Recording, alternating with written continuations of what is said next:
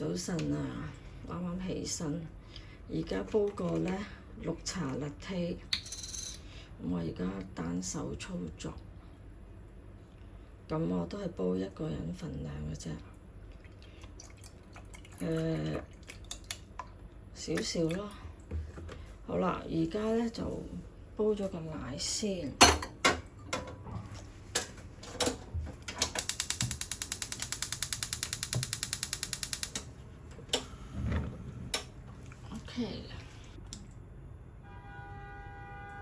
我哋而家咧處理嗰啲綠，而家處理啲綠茶，呢度綠茶粉啦，呢度大約咧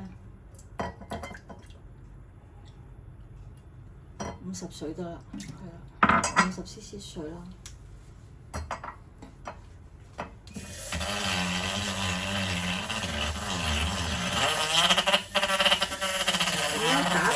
咁咧打到佢咧，就好似嗰啲好幼嘅泡泡。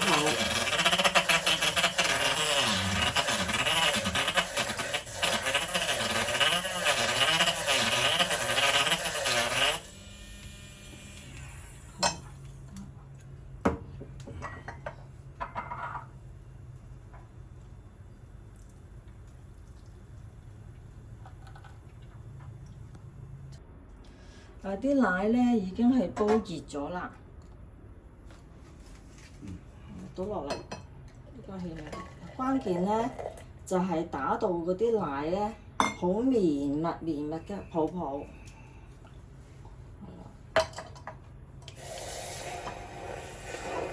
關鍵就係呢一度啦。咁綠茶咧就好有益嘅，有抗氧化啦，促進新陳代謝，保護心血管。同埋咧係提神醒腦，所以咧綠茶咧就唔適宜臨瞓前嗰陣時飲嘅，大家要留意啦。咁我哋咧睇到係咪啲好綿密嘅泡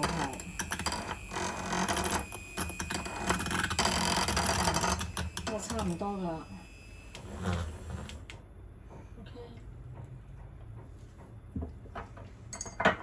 我唔識拉花啊！